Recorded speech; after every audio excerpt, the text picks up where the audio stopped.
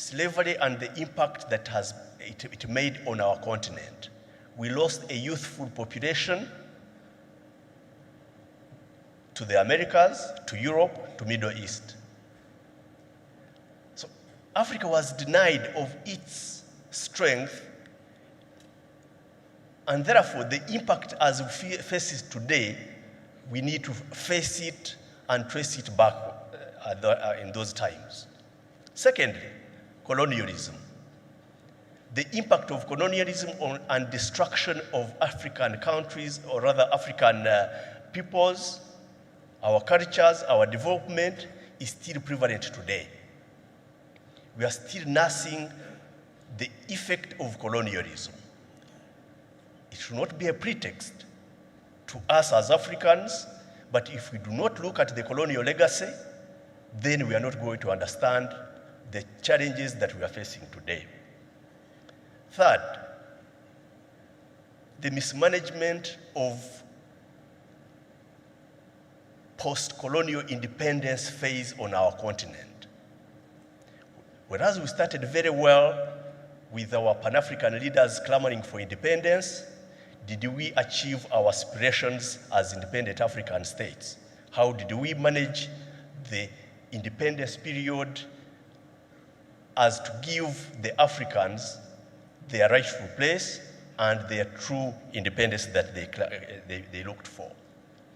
The final one is the current phase whereby we are facing globalization and the advance of technology.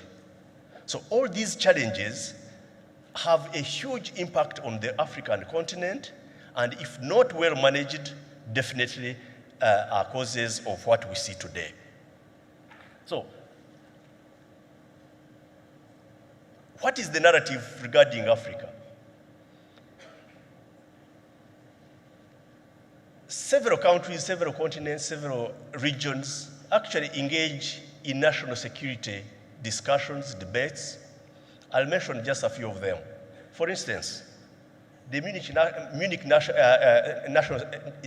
International Security Conference that takes place in Germany, in Munich, every year around February. It brings together European countries and the US under what is called Transatlantic Alliance. Under those conferences, they are discussing about global threats and how these countries, especially the global north, are able to confront the global challenges and advance their own national security interests. There are some others like the Shanghai, whatever, for the Far East, Russia, China, and whatever. But where do we feature as an African continent to discuss our own national security issues and issues that affect our populations? I've been privileged to attend some of these conferences regularly, and I can assure you there are only a few countries from Africa.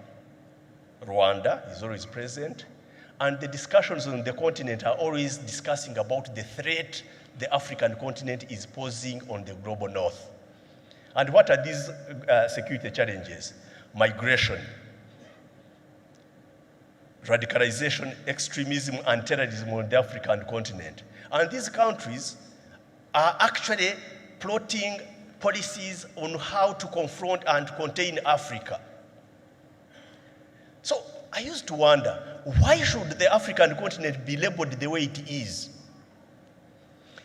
I'm using the Munich Security Conference as an example. If you go into the academia, if you go into the media landscape, the African continent is always taken as that continent whereby you are either going to get resources or to contain the security threat that is coming from there. How do we contain the Africans?